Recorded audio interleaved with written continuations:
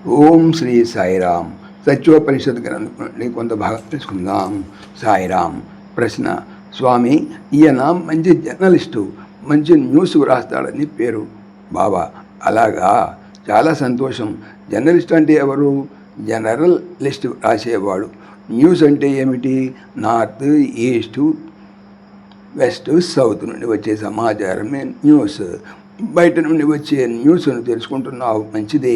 మరి నీలో నుండి వచ్చే న్యూసెన్స్ ఏమిటి? దాన్ని కూడా గమనించి సరిదిద్దుకో. ప్రశ్న: స్వామి, మేము ప్రధానంగా నేర్చుకోవాల్సినవి ఏమిటి? బాబా: ప్రేమ ఒకటి ఉంటే చాలు, సర్వము లభిస్తాయి. ప్రేమ ఎందే సేవ, త్యాగము, వినయము, విధేయత, భక్తి మొదలైన సద్గుణాలు ఉన్నాయి. ప్రేమ లేనిచో ఇవన్నీ నిరర్ధకం, కేవలం కృత్రిమం, యాంత్రికం. ప్రేమ ఉన్న చోట అహంకార, అసూయలు ఉండటానికి వీలు కాదు. పూర్వం ప్యారిస్ నగరంలో ఒక వృద్ధ వనిత ఉండేది. ఆమె పెద్ద ధనవంతురాలు కాదు, కానీ ఆమెలోని ప్రేమ దీనులను, దిక్కులేని వారిని చూసినప్పుడు సానుభూతిగా మారి సేవకు ఉపక్రమించేది. ఆమె రాత్రిపూట వీధులలో చలికి గడగడ వణిగిపోతూ నిద్రిస్తున్న నిరాశ్రయులైన నిరుపేదలైన వారిపై దుప్పటి కప్పి వెళ్ళిపోతుండేది. ఈ ప్రకారం కొన్నాళ్ళు సాగింది. ఈమె చేస్తున్న నిస్వార్థ సేవ పెద్దల దృష్టికి, ప్రభు దృష్టికి వెళ్ళింది. వారు ఈమెను ఉచిత రీతిని సత్కరించాలనుకున్నారు. ఇది విని కొందరు యువకులు ఆమెను అభినందించడానికి వచ్చారు. అప్పుడు ఆమె వారితో, భగవంతుడు మనందరికీ ఎంతగానో సేవ చేస్తున్నాడు. నేను చేస్తున్న సేవ ఏపాటిది? ఈ లోకంలో నిరాశలైన వారు ఎందరో ఉన్నారు. నేను వారందరికీ సేవ చేయలేకపోతున్నాననే సిగ్గుతో కృంగిపోతుంటే నాకెందుకు ఈ సత్కారం అన్నది. ఇది ప్రేమతత్వం అంటే.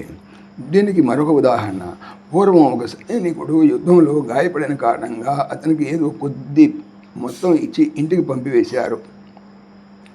అతడు అవిటివాడు ఒకటి చేత కర్రల సాయంతో ప్రయాణం చేస్తూ తన ఊరికి చేరుకోవాలనుకున్నాడు. మార్గమధ్యంలో వాన రావడంతో ఒక పాడుబడిన సత్రంలో తలదాచుకున్నాడు. చేతిలో ధనం ఖర్చు అయిపోయింది. మర్నాడు ఒక అమ్మాయి అదే మార్గంలో స్కూల్కి వెళుతూ ఇతను చూసి, అయ్యా, మరెవరు ఈ పాడుపడిన సత్రంలో ఉన్నారేమిటి అని ప్రశ్నించింది. ఈ సైనికుడు ఆమెకు తన దీనగాథను వినిపించాడు. ఆ అమ్మాయి హృదయం కరిగింది.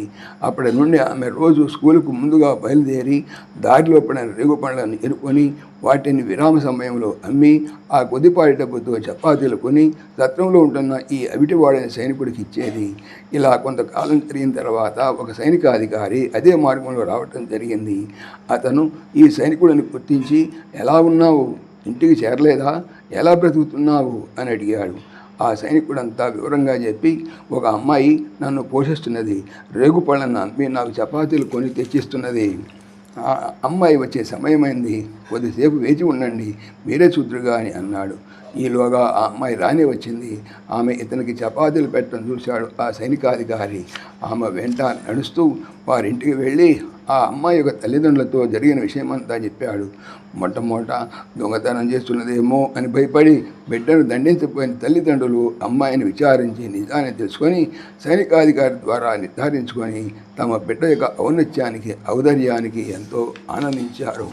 ఆ సైనికాధికారి కొన్ని బంగారు నాణ్యములు వారికి బహుమానంగా ఇవ్వచూపగా వారు, ఈ బంగారు నాణ్యములు మాకు అక్కర్లేదు, మా రెక్కల కష్టంతో మేము జీవితాన్ని గడుపుతాము అన్నారు.